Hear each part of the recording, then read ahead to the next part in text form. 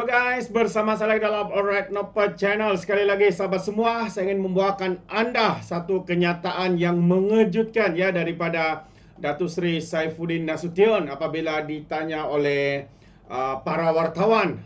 Satu kenyataan beliau yang menarik perhatian saya adalah apabila beliau berkata, biar Sanusi jaga projek berbilion-bilion, saya jaga projek kecil katanya. Jadi apakah yang cuba disampaikan oleh Datuk Seri Saifuddin ya berkaitan dengan perkara ini? Jadi sahabat semua, menarik untuk kita tonton video ini bersama-sama. Jadi tanpa buang masa, saya ingin sahabat semua menonton dan juga mendengar video ini. Tapi sebelum itu, jangan lupa juga untuk terus support Alright Nopa Channel dengan cara tekan butang subscribe, like dan share.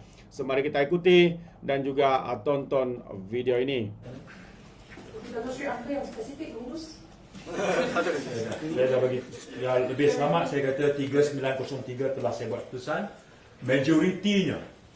Majoriti, super majoritinya adalah mereka yang lengkap dan diberi kelulusan. Super majoriti. Datuk Seri, daripada permohonan untuk dapat keputusan berapa lama tempoh? Sekarang ni kita punya komitmen adalah 1 tahun. Sekarang mulai bila? Mulai pindaan perlembagaan lulus. Mungkin boleh beritahu berapa peratus daripada keseluruhan? Saya kata lebih kurang 80%. Lulusannya 80%. Datuk Seri, pindaan perlembagaan atau update selepas briefing dengan MPs? Saya masih terus dengan briefing. Tadi saya dengan Perikatan Nasional. Saya menjawab semua perkara yang mereka bangkitkan. Saya sampaikan tujuan permohonan dan sebagainya. Tapi target untuk table tu bila? Cepat mungkin lah. Saya kena selesaikan engagement saya. Bila selesai barulah saya daftarkan untuk penutangan. Mungkin dalam tahun ni? Secepat mungkin. Bila selesai, saya akan uruskan berikutnya. So, that means is it by this session of parliament or tak sempat? Dia sangat bergantung berapa cepat. Saya masih ada lagi jadual engagement saya. Besok saya dengan amanah diikuti dengan parti-parti lain.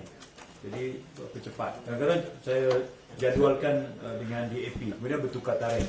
Kemudian baru saya dapat adakan dengan DAP. Jadi kadang-kadang bertukar. Jadi saya boleh sebut satu tarikh, tapi dia mungkin berubah kerana tak berlangsungnya sesi libat urus yang saya rancang. So, sebelum ni Datuk Seri cakap jangka akhir bulan ini tak open lagi. Saya gunakan istilah secepat mungkin. Selesai sesi engagement. Datuk Seri, berhubung dengan pindaan ini juga kan sebelum semasa Datuk Seri membuat pengumuman bahawa sudah menerima green light untuk to table this amendment. So how come rata-rata lain NGO yang lain ada menyuarakan ketidakpuasan hati lah, mereka komplain pasal this amendment. Are you going to engage with them or has the engagement with that? Yes, saya bersedia untuk engage dengan mereka. Sebelumnya pun saya engage dengan mereka. Ya, dengan Suhakam saya engage. Dengan Profesor Syed Faruqi saya engage. Ya. Dengan Nalini, dengan Dr. Tini, ya, Dr. Farah, semua tu saya engage. Mereka kawan-kawan saya. Kalau sekarang mereka ada reservation here and there, saya bersedia untuk engage. Ya.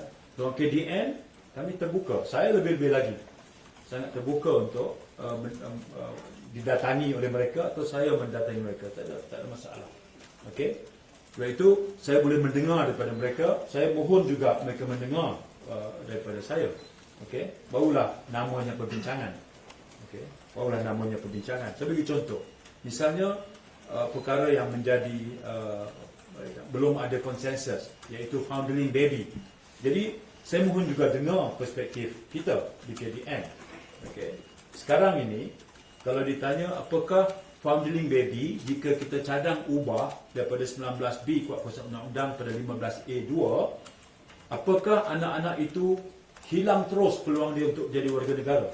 Jawapan saya tidak. Tidak. Saya katakan bahawa sekarang ini pun sementara 19B itu ada, anak-anak terdampar ini belum mencecah usia lebih daripada usia baby.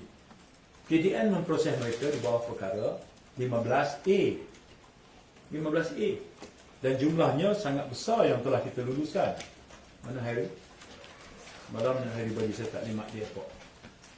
Lebih kurang ya.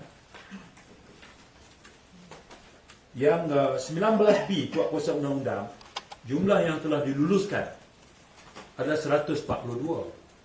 Berbanding dengan asalnya mereka juga adalah founding baby, tapi melepasi usia baby.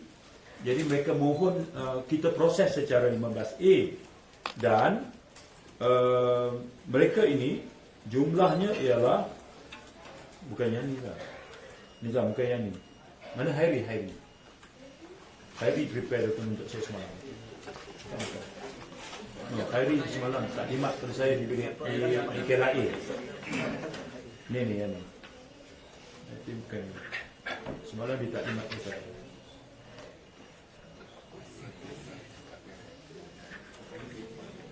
Hairi. Maksudnya anak itu, walaupun kita sekarang ini anak dijumpai ini yang diproses secara automatik, yang mendapat warga negara secara automatik, jumlahnya 142. Ya. Jadi yang selain daripada itu, apakah mereka tak diproses? Proses. Mereka proses di bawah 15A. Dan jumlah mereka mendapat kelulusan itu, dari yang semalam dekat airport, anak terdampar yang mendapat warga negara.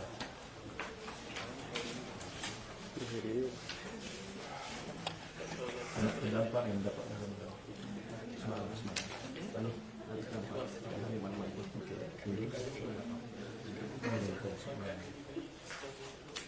Tidak pecah. 15A bagi anak yang tidak ada ibu bapa. Ini bukan anak angkat dan bukan anak tidak sasaran. Bukan. No, kita telah prosesnya ibu bapa. Yang ini anak tak sasaran.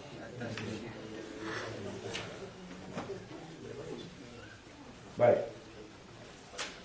Okey ya. Di bawah perkara 15A ini adalah permohonan secara pendaftaran dalam kategori 1, anak tidak sah taraf.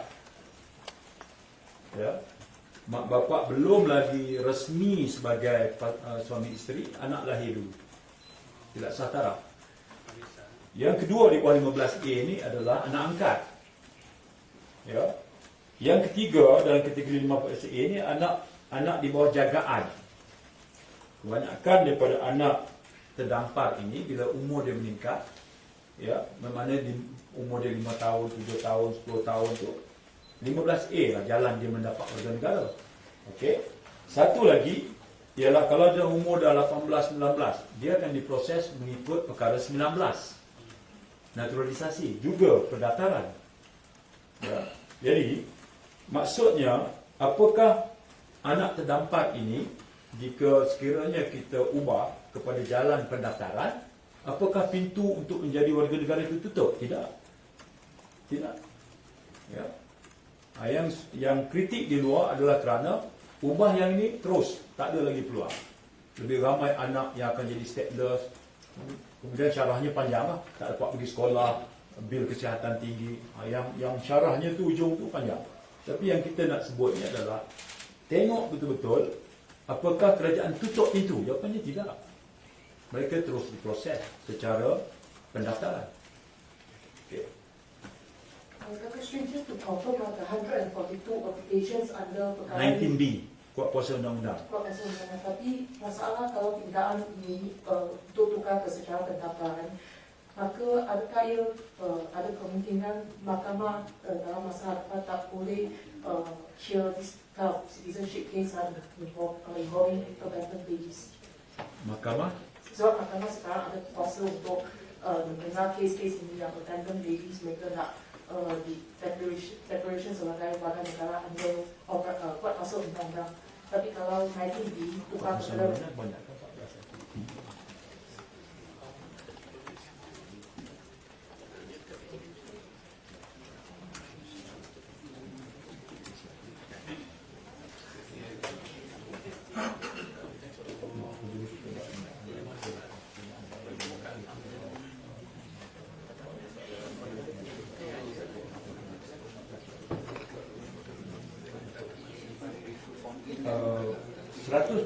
kes yang ada sekarang kebanyakannya adalah yang diperolehi melalui keputusan mahkamah lah, ya. Dan mereka dapat pun ketika usia mereka sudah meningkat lah. Berbanding kalau kita proses dia secara pendaftaran, umur mereka masih muda dan mereka sudah dapat warga negara. Ya, dalam masa setahun, 2 tahun boleh dapat warga negara. Berbanding kalau keputusan mahkamah, umur dia dah meningkat. Jadi jalannya lebih susah ke situ sebenarnya dari segi pengalaman kita di KDN lah. Ya. Jadi saya bersedia untuk berjumpa dengan Suhakam, ya, Bar Council. Saya tak ada masalah. Dengan semangat bahawa saya mendengar daripada mereka, mereka juga kena mendengar daripada saya. Itu semangat yang saya nak.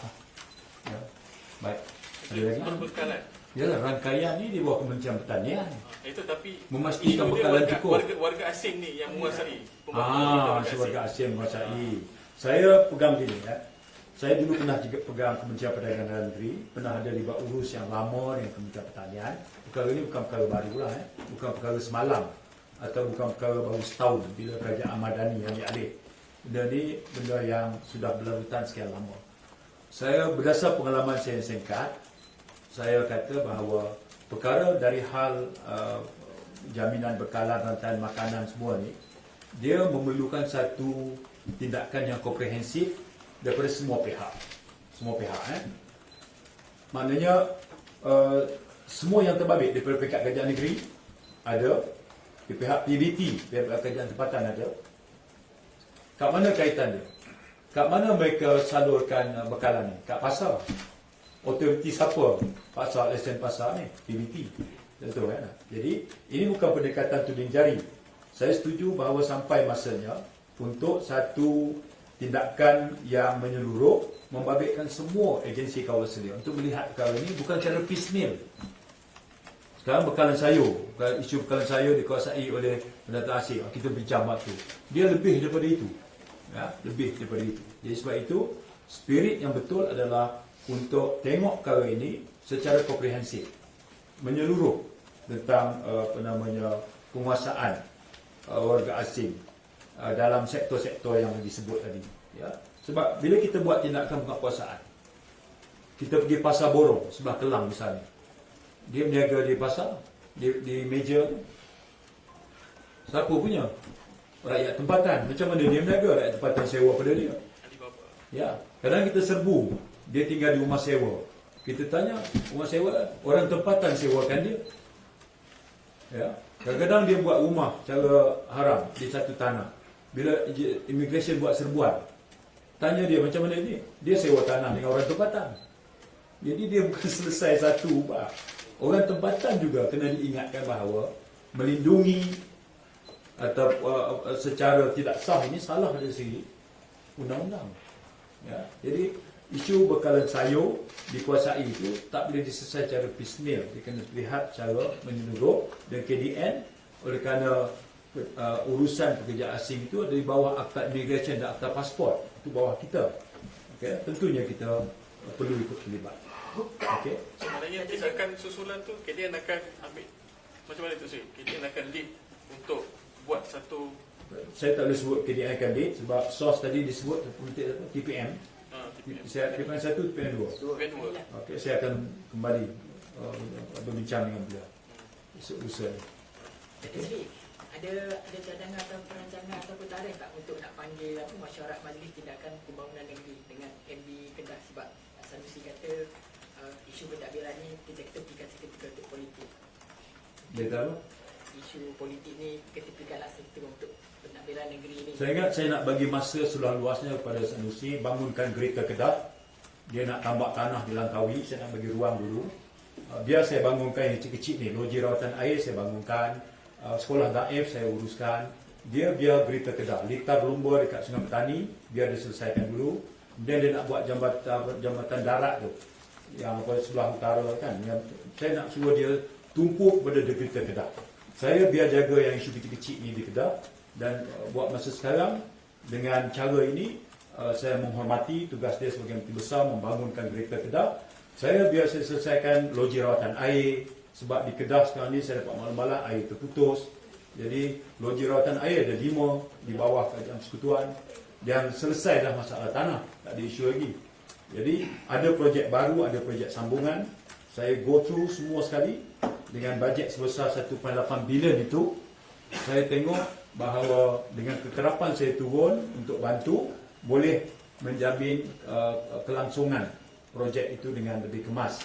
Kalaupun tak ada satu mesyuarat yang atas nama majlis tindakan, kerana saya percaya fokus Sanusi adalah pada degree terkedap, saya tak mau ganggu dia yang itu. Biar dia bangunkan airport Tulen, biar dia lengkapkan dulu tambun tanah projek reclaim di Sungai Petani yang berbilion tu, 40 bilion lebih.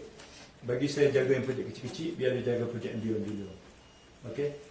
Datuk Sri, katanya komen KDN mengenai isu stokin kalimah Allah. Sudah ada sejumlah laporan polis.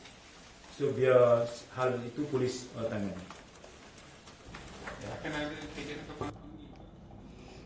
Itu dia sahabat-sahabat semua, antara komen daripada Datuk Seri Saifuddin Nasution, katanya biarlah Sanusi menjaga projek-projek mega yang berjumlah bilion-bilion seperti lapangan terbang, apalagi banyaklah yang dikatakannya, litar dan sebagainya.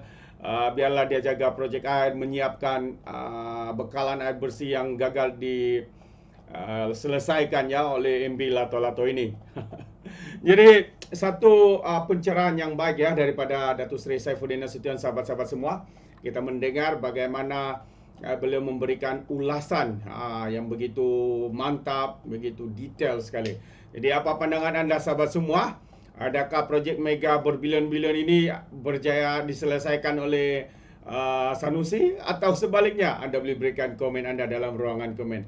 Terima kasih, izinkan saya untuk mengundurkan diri dan seperti biasa peribahasa mengatakan tak apapun kangkap 2 tahun keinginan. Dalam bahasa Melayunya, tepuk dada, tanya selera. Sekian saja daripada Alright Nampak Channel, saya kita berjumpa lagi. Bye-bye.